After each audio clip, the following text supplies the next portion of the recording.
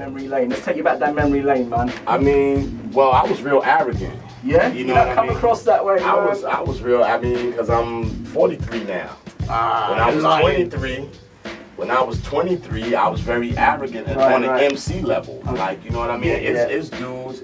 I remember Biggie was like, yo, son, come on, I want to get on your record. I was like, yeah, you know, I'm just going to have our fool on there. So, you know, and he was my man and we was cool. But I was on, you know, at that time, it was like, you didn't just do collaborations.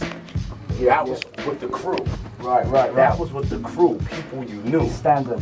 Right? That was it. It wasn't like, if you're not in the crew, then no, you're not down you're not down with the movement. You know, today I think albums are just collaborations. MCs don't even really do albums anymore. Like, they probably write, if you say it's 15 tracks on it and they got a collaboration with 10 people, and so they only writing half the rhymes. Yeah, no, that's true. You know what I mean? True. We had to write more rhymes. And rhymes, there was no such thing as a standard 16 bar or anything like that. You just rhymed until you was finished. Right. Just freestyle. You know what I mean? You was rhyming until you was finished. Until that thought was complete, then that was the verse. That's you know, it wasn't like, all right, go for 16, or, you know, we had our count-ins or whatever, but it wasn't like, all right, we're gonna count in 4 and then we're gonna go this long. I'm like, all right, this is the rhyme. All right, boom, and that's it. There you go, wicked. So Jeru, now, let's fast forward to 2014. You're obviously in London, did a block party yesterday. You're here to promote the Hammer, and I love the phrase, attack the wack. Now talk us through that, please, Jeru. Well, I feel like that's a new movement that I'm starting. I even have a website that I'm setting up called attackthewack.com. Brilliant. Where you can actually, it's a phone number, so you can call up if you see people, you know, being whack. And because there's a lot of whackness out there. The hotline, what's the hotline number? The hotline, man, it's I'll show you hotline. Oh, I'm gonna holler at you, because I can't remember it, but it's actually on the EP. I got a skit on this, Dr. Friedman. Right. You know, where he can help you. You know, that's again a brilliant concept, Jeru. You know, because whackness is a debilitating disease. You know what I mean? So you don't have to live with that. You know, and so I'm just coming at it like that. It's like, you know, I think that what's happening nowadays, and it's nothing against the youth, because the things that they're doing are for their generation. Right? Like, I can't relate. Music is relative. Of course. I can't relate to certain things. But at the same time, I think that what has happened is, you know, everything has been turned into consumer culture. You know, at one point in time, hip-hop was a music that they were trying to stay away from. The mainstream, I mean, you could hear hip-hop in New York on Friday night and Saturday night for an hour or 2. Disgraceful. You know? And that was it. It wasn't in the everyday playlist. It wasn't part of marketing campaigns. It wasn't part of political campaigns. It was art. And I think today what happened is, you know the old adage, if you can't beat them, join them. Yeah, definitely. So what they did was not only join it, but appropriated it, took it, and now made it just so you could sell. That's why all of the records sound alike and all of the kids dress alike.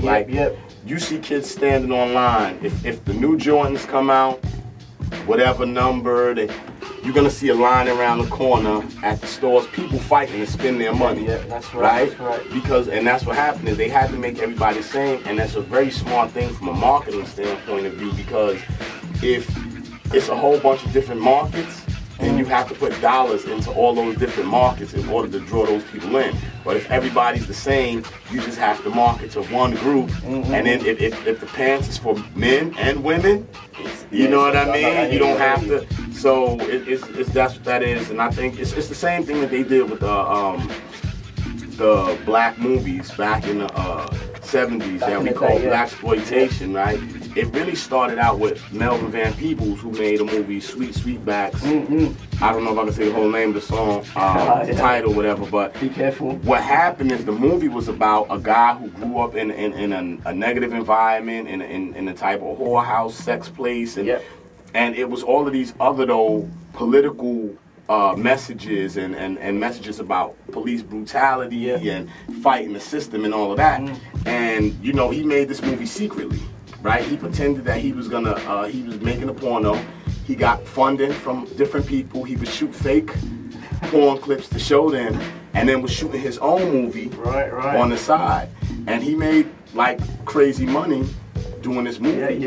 So when the industry saw that, the support, like, oh wow, black people have money to spend, but we can't have them having these messages. So they took out all of the positive parts of it and the parts about fighting the oppression in the system and all that, and they left the pimps, the hoes, and the drugs. And that's the same thing with hip hop, right? They took out all of the other stuff and left all of the pimps, the hoes, and the drugs. So this is rap exploitation. Yeah, I hear you, Jeru. You're getting deep there, man. So, again, the Hammer. So what producers have you worked with on this particular project then? On the Hammer, what I'm doing with the Hammer project is because I think today it's so much out there, and it's so much. So I decided to do 3 EPs. So I'm doing the Hammer Part 2 and the Hammer Part 3. And what I wanted to do was get producers that I've liked over the years to work on my record that I've never worked with. Well, I've worked with, but not on my project particularly. So I have Large Professor on one track, Juju from the Beat Nuts did one track, and Psycho Les and Juju is rhyming on the record with me. I had PF Cuttin, my man from Blase, When the East is in the House. My man Savoy, you might not know him, but he was the assistant engineer at D&D Studios, working on with Gangstar Records. That's how I met him. He produced records for like Heather B and KRS-One. He actually, it's a record called It Was Written by the Marleys.